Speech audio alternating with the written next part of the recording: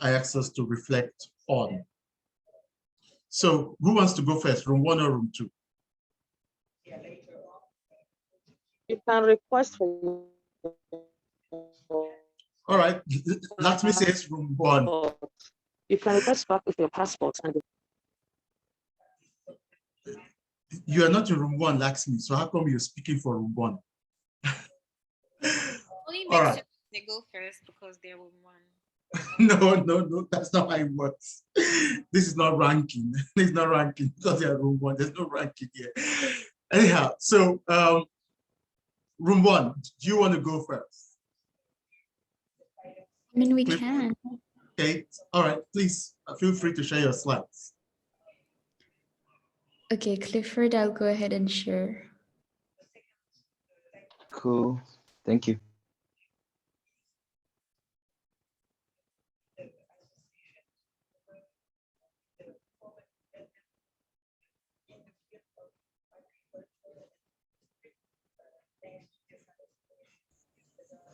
Okay.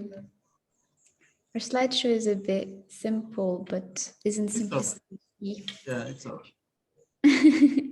Okay, so we talked about our major takeaways from the event, as well as the organization aspect of it, practical ideas of improvement, and we touched upon how we can follow through with participants.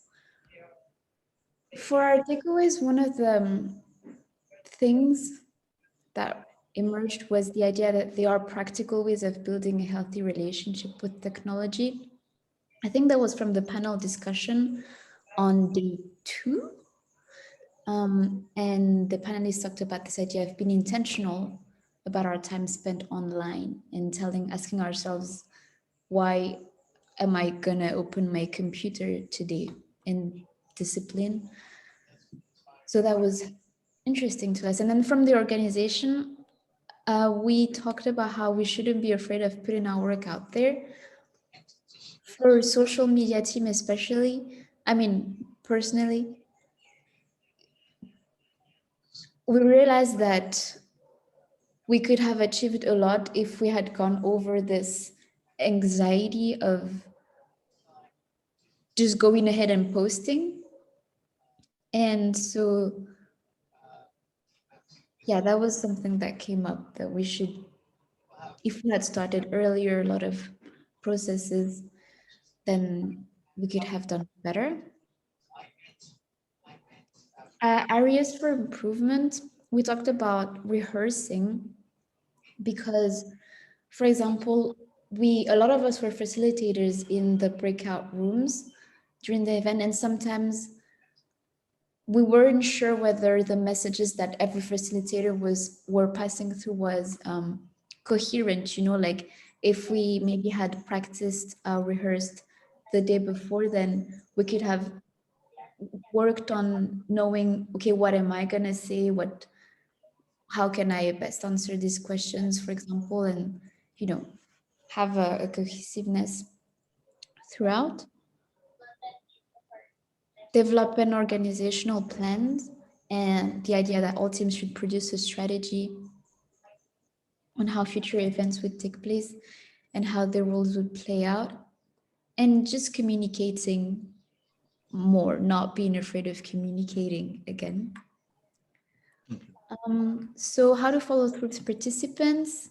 These were ideas that Clifford mentioned. Engaging on social media, a big thing. And also communicating offline via emails, for example, just sharing recordings with people and asking for their feedback, because engagement is a currency nowadays. So, that is some of the things we talked about. Thank you, Kate and Clifford. And yeah, thank you, Ruben. I think Kate, Clifford, Jesus, I think. Thank you. Yeah, thank you, Ruben. Room 2? Yeah, Clifford, thanks for that. That you guys would still work on this and flesh it out. That would be great. That would be great. Thank you. Room 2?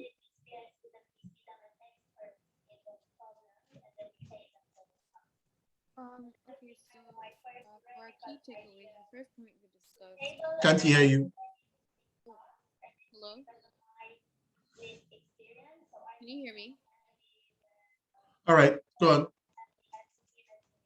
Can you hear me? Yeah, go ahead. Okay.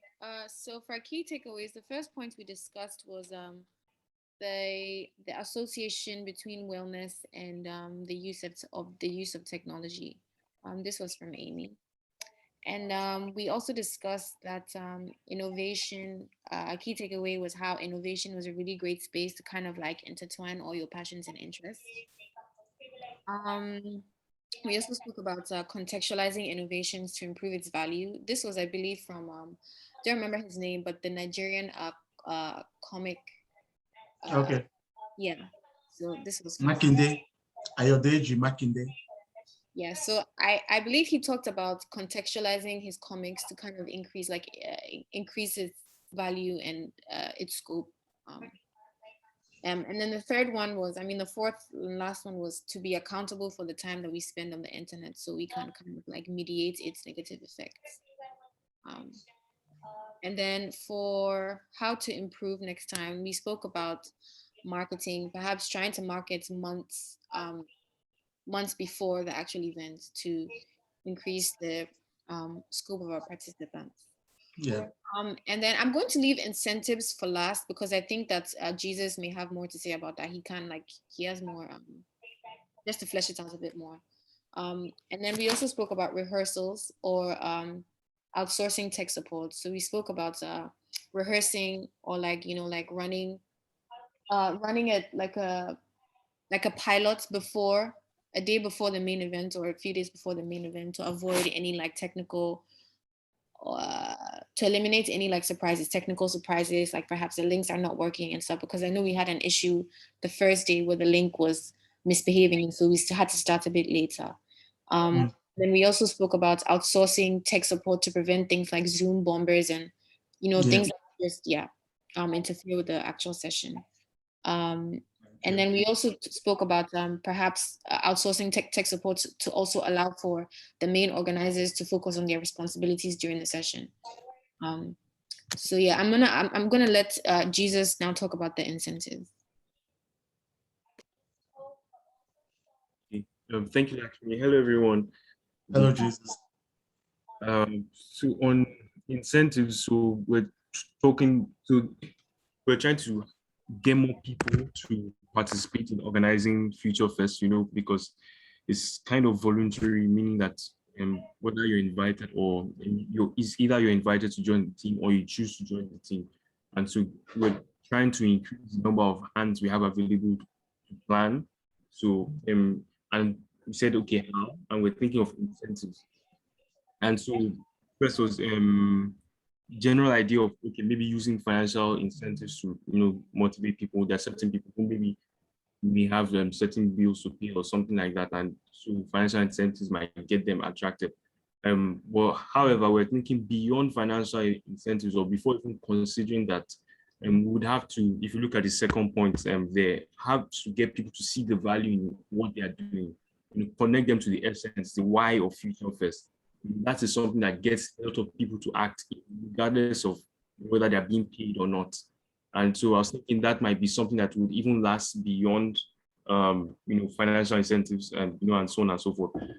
Of course, there might still be situations where some members of the team are like, okay, though I would really love to participate and I've been participating so far because of X, Y, Z, or for instance, practical example, because of this submission I have next week, Friday, I cannot, I actually have a submission next week.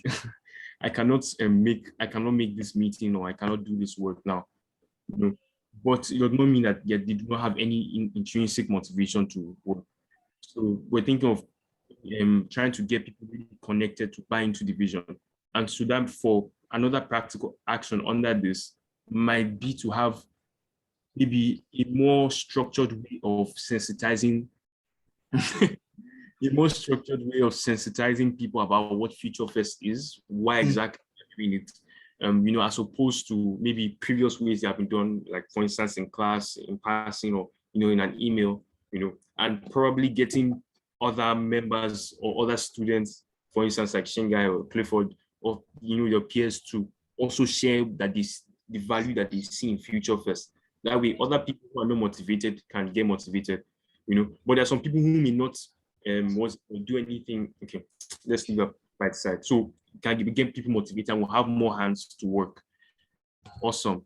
Then the next point we brought up was team formation.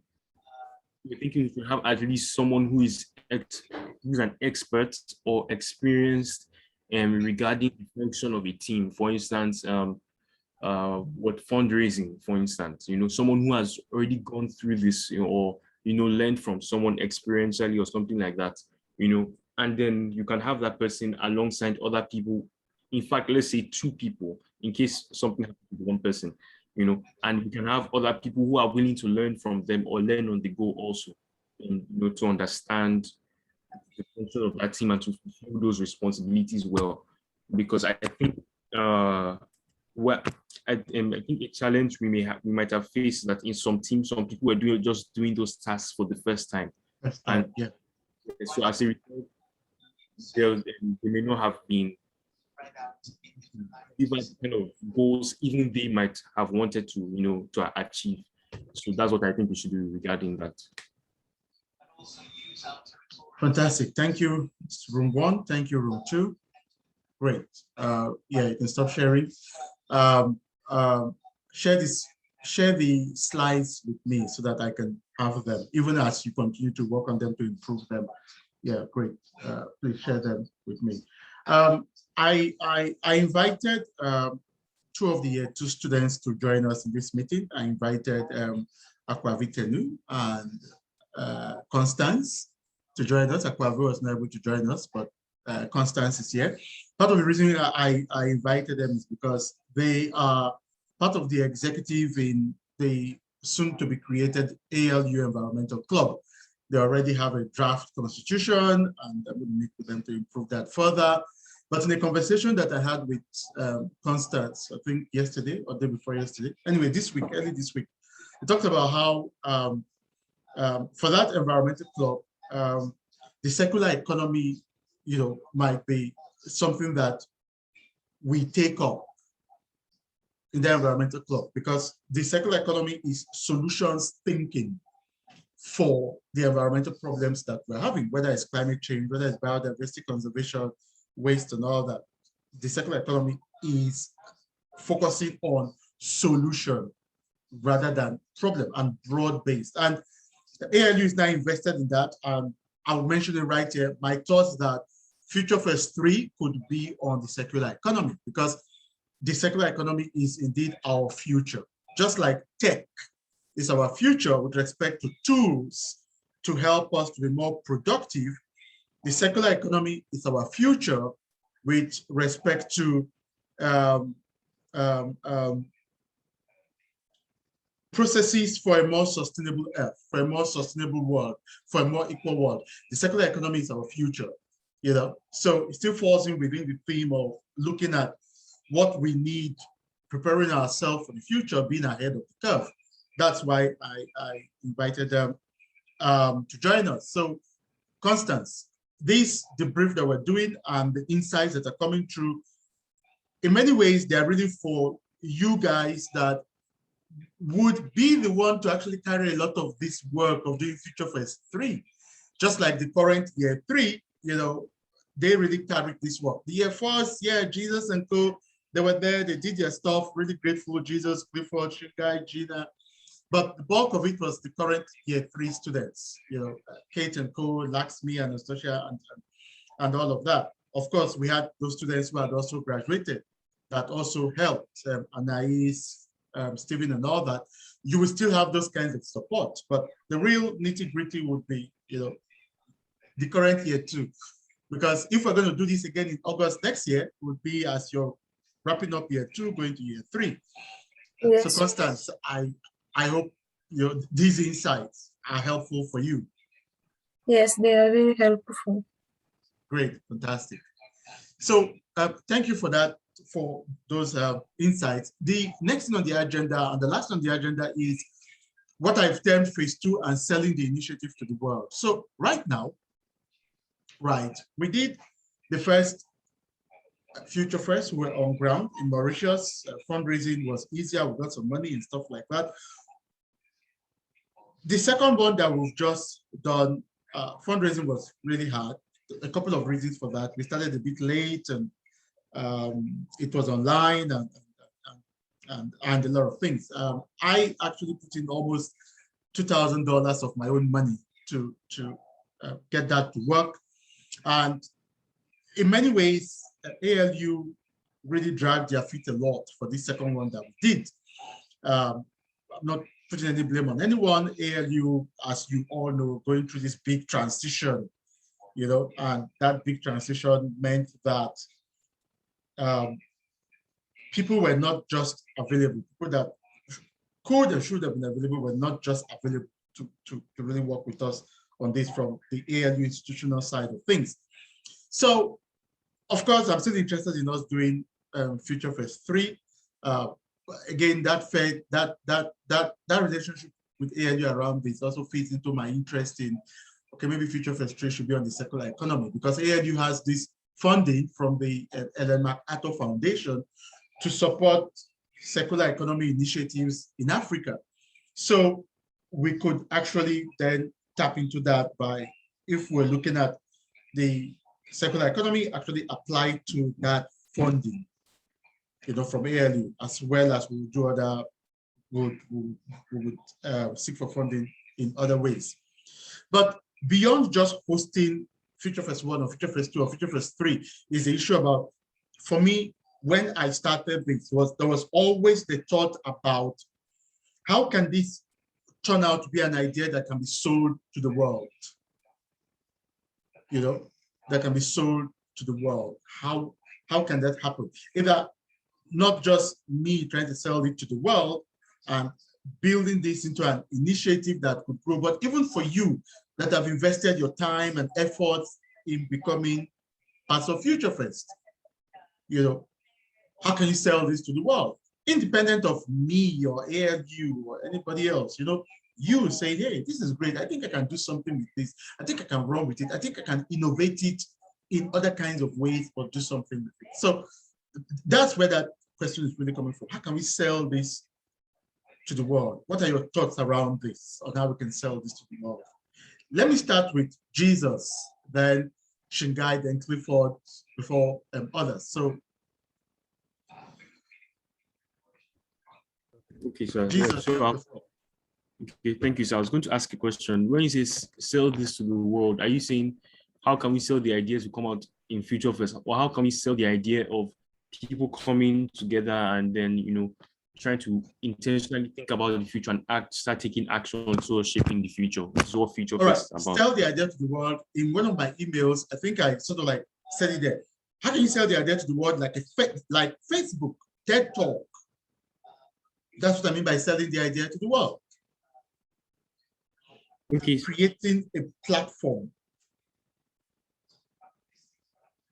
an independent platform where your ideas around FutureFest 2, you know, this tech and wellness and health and all that. You've got a platform where you are promoting these ideas and making money by the side by doing that.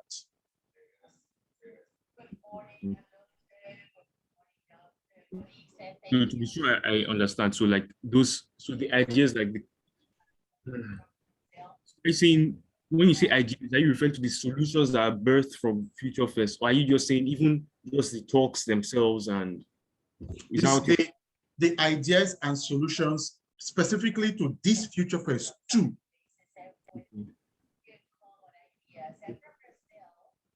Okay, thank you.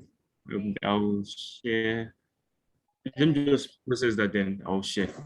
Yeah, people are not going to, if you create a platform, right, for digital health and wellness and thriving and flourishing, right, people are not going to come on that platform and pay you just because you're talking about the problems around digital health.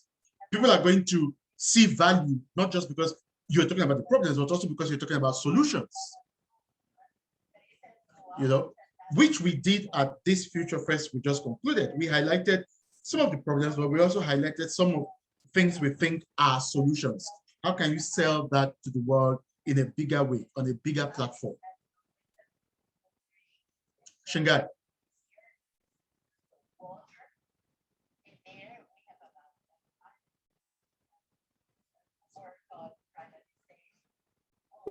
You guys no longer here. Clifford.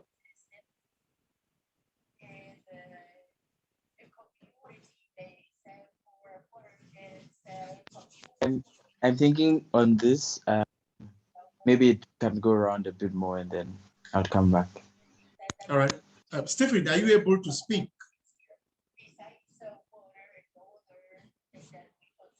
If you're not, you could give some response in the chat box.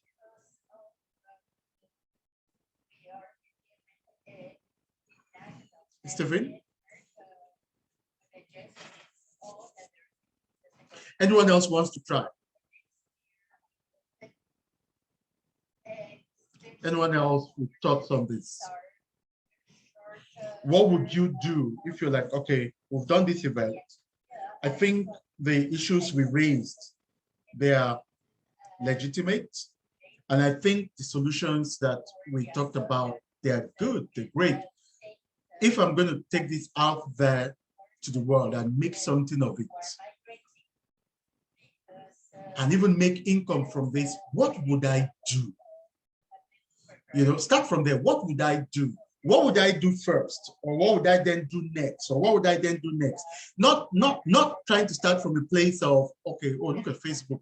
They've got income of over $1 billion. But Facebook did not start where it is right now. Facebook started somewhere at some scale, and over time, it's grown. So if you're thinking about, we had these ideas on these issues, and we think that the solutions that we came up with are really great. I want to sell this a bit more to the world. Where would you start from? How would you start doing this? Who's got any thoughts on this?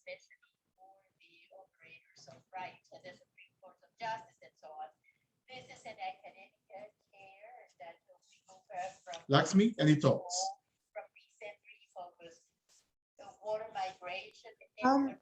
I'm still kind of thinking about it. So,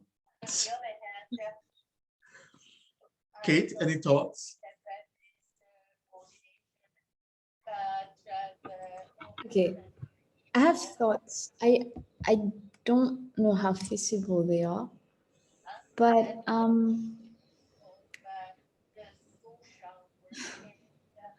I suppose the way to go is to show that the solutions work. And for example, I know this because, you know, I was working with like Digital African Foundation, and this idea of like doing like field work, I guess, in Mauritius, promoting the idea of technology and wellness to schools, I think is a good idea, because I know my brother, who's in high school or was in high school at the time of FutureFest, like gained from this a lot. And just having more conversations and then growing from there is what I am thinking about right now. I don't know that that's a holistic idea at the moment, but yeah. Jesus. Thank you, Kate. See, so Kate is like, yeah, I think we can show that this work. I think we could go to schools. That's a starting point. Yes, Jesus. Thank you very much for sharing that. Yeah, I think that's going to schools and fundamental like education. So like not just giving these ideas, so sharing with other people would be very helpful things to do. So far, the ideas I've come up with to say there's education, and then there's a kind of action. I'm not sure if those are the right terms, but I want to be able to refine it better later. So for education, we have what Kate just said, going to people's schools, offering to teach them about these different concepts or these new ideas, these new ways of thinking, these new paradigms, due to, for instance, prepare many African students, not just for the industrial revolution, but to also able to use it positively to bring about this digital thriving. So there's that for those who are in school. And then I was thinking, for a bit older people, we could also have some training courses. And I think in terms of who can be instructors, I was like, oh, we could partner with some of the people who even spoke at FutureFest, which would be, to give us some of these courses on, sorry, let's say, how do you tackle this problem in practice, or how do you do this? People who are entrepreneurial already would be attracted by those kind of things to want to be able to address them, and then they might sign up for those courses, and of course, be willing to pay also. So there's that. I was also thinking of then this might be midterm, or this might be on a small scale for to start immediately, but to start an kind of incubator or accelerator program. About how we monetize this, I'm not sure how people usually monetize it. Maybe they like give loans or something, I'm not sure, or grants, I'm not sure. I don't think I'm monetized from grants, but so we can first start by contacting people from FutureFest and see who are those people who want to act on some of the things that they have heard, or maybe want to bring out a company or a solution, a project, and we can work with them, like provide mentoring and so on and so forth for them to bring that project to life. Then we can track the impact of that project and prove to say, okay, that these ideas work. And on a larger scale, we could then start attracting people who want to think differently about the kind of about tech, and also to then translate that into action. We want to create innovations that may be mindful and do not remove all those negative externalities and stuff like that. We can start bringing in those kind of people, and then maybe they pay to be part of something like that. And either ways, we can probably monetize it one way, and the other way, we're creating people who will then go and effect the change that we need. So that's at least one strong win on one side. So those are some ideas that have come up. Then the last one was thinking about a think tank of some sort. Maybe that working with governments who want to implement solutions, or organizations who want to implement solutions. They can partner with us. We go do research. We build up on what we have already found out and come up with practical solutions that they can implement. And that's myself. Thank you. Yeah, thank you, Jesus. Thank you, Kate. And Stephen. Stephen put some ideas in the chat. Amy, any thoughts around this? I think my thoughts were quite similar to Kate. To create conversation around it, discourse. But I was thinking you could use social media, since it is quite easy to reach a large number of people through social media. So Facebook, LinkedIn advertising, creating groups based on digital flourishing, digital wellness, and then just sharing information, spreading all of that, letting members of the group spread information as well. All right. And then it goes from telling a friend to telling a friend. And How do you make money? Huh? Or you social scientists, you just want to do good in the world. You're not I didn't know thinking, we were supposed to think about money as well. Dr. Emmanuel, that's doing good. Sometimes money is secondary, and then impact is first. And how they talk. See how these social scientists are talking. Oh, sometimes money is secondary. Okay, Amy, I'm an capitalist. Yes, pay for it. I knew you were going to say. That's why I said go around and come back, because I'm thinking of how you can make money. Okay, Clifford, tell me your thoughts about how to make money. So, are you social scientists? So I'm exploring the idea of, I don't know if someone mentioned a platform for thinkers, or something like a think tank. But yeah, exactly. So you have like a freemium But then for, specific, so there's this group called the Lunch Club. Um, I happened to join them recently, so I'm trying to look at their model. It's basically a club where you can go speak to thinkers. They call themselves thinkers, right? People in startup, people in tech, people in whatever, and then you just discuss, you share ideas. If you're on a freemium, you could attend just any ordinary meeting, but then they have like premium packages where you get to sit with some of the top guns, in certain industries or the industries you subscribe to, and then get to share ideas, as well as even get opportunities to, invest in early stage startups and all of that. So I'm thinking that this is something I'm currently thinking along those lines, and if that is something that could be done, but then also in light of the, circular economy thing. So FutureFest ALU is able to attract, grants and support. A second thing could be merchandising. So I don't know what exactly we could merchandise, maybe books or maybe some articles that are not easily accessible online, but would help in research. So that is where I think Stephen's idea could come in.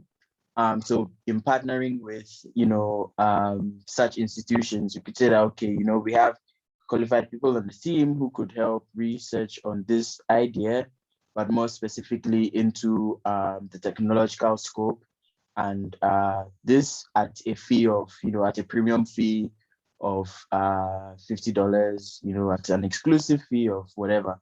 And then rankings and fee structure could come in.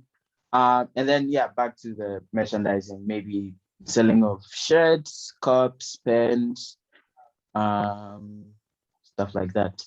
And then in areas, when we begin to see growth, or when we're able to like do some of these things in phases, then FutureFest you could start selling tickets, early bird tickets, premium tickets, VIP tickets, VVIP tickets, and so on and so forth. So yeah. Thank you. Great. You see, great ideas have come true, and I've learned some things, some seeds that are beginning to like form in my head. In the chat box, I put two documents in the chat box: digital brief number 1 and digital brief number 2. Let me share digital brief number 1 and say more of what it is, and then we close. But thank you for these ideas. They are really, I like them. Yeah, I really do. So I'm sharing this with you to let you know that from where I'm sitting, right, this is something I want to do. This is something I want to push forward. This idea of digital wellness and thriving and all that in Africa, right? Because there's a lot of stuff like ALU has a software degree right now that they're running where people learn artificial intelligence and coding and all of that. That is really big. But there's also this other side about digital wellness and thriving and flourishing, which goes beyond just coding, which goes with users. There are actually more users of the internet than back-end technical people on the internet. There are many more users than the technical people. If there are over 2 billion users of the internet, the people who do technical things, I'm not sure all over the world, I'm not sure they're up to 100 million. So you can see that use is the thing here. There is more problems to solve on the user side of things, the engagement with the internet side of things, wellness, literacy, and lots of issues to that. So I registered something called Digital Africa Foundation, right? And the first thing we've done is think about what we want to tackle. And in doing that, there are 2 briefing notes that we've produced. This is the very first one, digital briefing note number 1. And this one looks basically at the digital gap in Africa. And this one was done by Kate. Thank you, Kate. Kate did this as part of our internship over the summer, and it really I've shared it in the chat box. It's my gift to you. Those who are not here, well, you know, but it's my gift to you. This is what I am doing. I'm sharing it to say, you can also do your thing around this.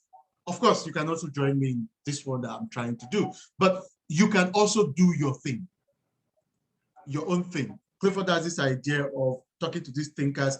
Clifford, I really encourage you to do that. You know, I really do. I might still come to you with my own ideas and say, hey, these are my own ideas. Please, can you work with me on my own ideas? But you too can pursue this for yourself. Kate did a great job. Everybody that I've shown this to in the US, in Europe, some friends and colleagues that, you know, trying to bring in to work with me on this. I mean, this just blew them away. You know, they had never seen, they knew this, but put together like this, you know. So there's this briefing note number 1. There's also briefing note number 2. Briefing note number 2 was done by Sunday Salami. Sunday Salami was among the first set students at ALU. He was at FutureFest. He was one of the panelists on day 1. So he did the briefing note number 2. And I don't know if you can see it on my screen, the briefing note number 2. Can you see it? Okay, let me just do this. So this is briefing note number 2 from Sunday Salami. You can see it now, right? Yes. Yeah, digital household, digital revolution in Africa. So the idea there was, let's start with the household, you know. But there's this other idea that a case is shared today, and I agree. There's also, let's start with schools. But even in this paper, this briefing paper that Sunday Salami did, that's Sunday, he's now doing his master's in Italy. Yeah, but even in this briefing paper that he did, you would see that somewhere in the briefing paper, he talked about reaching the household through schools. So he talked about access to education. And let's see, fintech, 21st century skills, digital to the rescue, digital solution, the household level digital revolution. But even when you talk about engaging, yeah, so you can see here, talk about engaging household through schools. Parents and teachers have a strong connection when it comes to matters regarding the growth and development of children in school. They trust the teachers and all that. So engaging with schools would involve establishing contact with school administrators, whilst at the same time utilizing the PTF, Parents Teachers Forum, meetings, ensuring parents you know that. So schools is definitely that. So these are the 2 briefing notes that we've done. We have plans to do others. We have plans to do the website. And I was seriously working on this just before the summer and during the summer. But when we got to doing FutureFest, I put a pause on this because I got some new ideas. And even as we've discussed, there are some more new ideas that have come in. The thinking now is to start this sort of engagement in Mauritius, first and foremost, because I have links to schools in Mauritius, I have links to policymakers in Mauritius, I have links to entrepreneurs in Mauritius. So this thing about reaching schools, reaching policymakers, reaching entrepreneurs, and bringing them together to say, hey, let's come together, let's pool our resources, and let's begin to do something about it. I think there is a groundswell for this already in Mauritius, and if we could successfully start this in Mauritius, have a track record showing that this can work, as Kate put it, then we can take it to other parts of Africa. But I will not be doing this aspect of this work under FutureFest. FutureFest is ALU, FutureFest ALU, and FutureFest will continue to look at different issues about the future. Like I said, we might do the circular economy for FutureFest 2022. But this aspect that we've done with respect to digital wellness, I'm not going to leave it, but I'm not going to be pursuing it through the FutureFest brand. The FutureFest brand is a brand that comes and says, hey, think about this, throwing it out there. And it's left for others to pick that up and run with it. And the FutureFest brand moves to some other thing that is, you know, on the edge of tomorrow. Digital revolution is edge of tomorrow. Circular economy is edge of tomorrow. By the time we're doing something in 2022, something else might be there that is edge of tomorrow that we want to look at through the FutureFest brand. So the FutureFest brand will continue like that. Going forward, I'll be working now, starting early to work with a team to do FutureFest 3 in August 2022. We're going to start off in January. Based on some of what you have said, we'll start this off in January.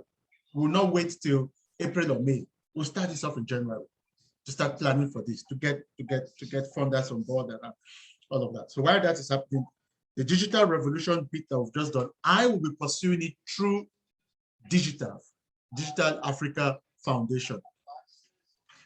Everyone here is welcome to come on board. What I would like to do with the Digital Africa Foundation. You have the briefing note 1, you have the briefing note 2, you can go through it, and something there catches your imagination. You can get back to me to say, hey, this caught my imagination. How are you thinking about this? How can we run with this? If it catches your imagination and you feel you've got the resources to run with it all alone on your own, please do. I encourage you.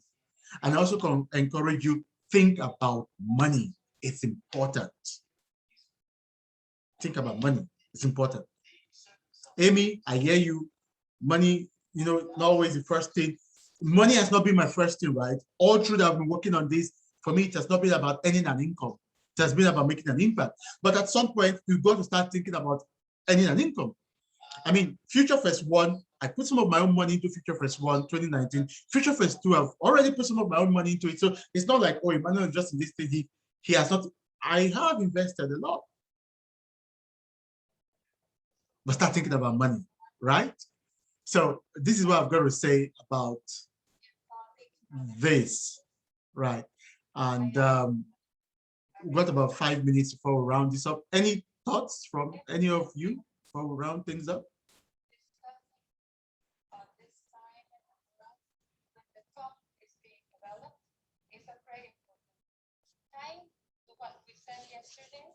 Any last thoughts? Thank you, sir. Might not be me, but I'm sure people are thinking, or I guess people.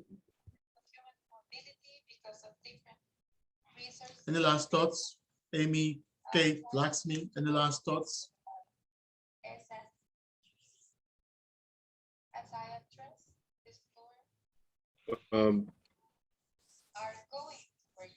I guess not. Clifford, Jesus, last thoughts? So I was going to say, thank you very much, sir, for the work you have put into this. Not just sweat equity, but also financial equity. That's right. Thank you very much for your investment into this. I would say, frankly and truly, and I said this with people when you were not there, so please don't just think I'm just trying to flatter you. I think FutureFest is very valuable, and what we are now speaking to everyone, if you think deeply about what we discussed in this year's FutureFest, I think it is really something that we need to act on, and everyone can act on in their own way. Whether it is, for instance, like we just shared here, talking to your friends or your brothers and sisters, or about how they can be more intentional about the use of social media or other digital technology.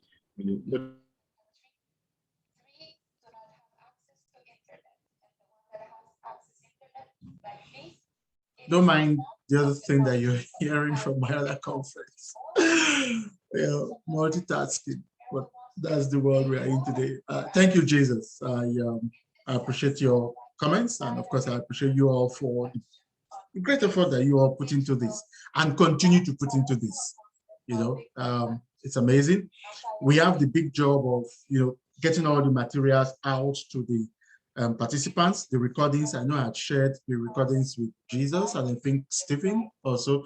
So the recordings are there. We have to break them down into tiny bits, put them, update the FutureFest website to have FutureFest 2021. Because I asked FutureFest 2019 to have FutureFest 2021 and all the different things we did there, so that participants can come back there and see those different things that we did.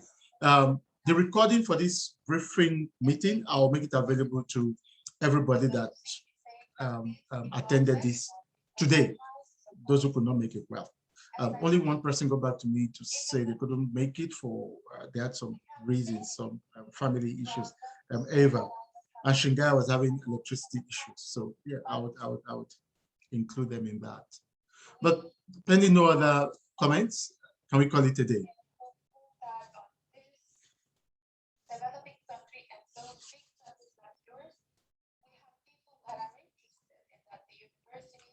Second the motion that yes, we can call it a day.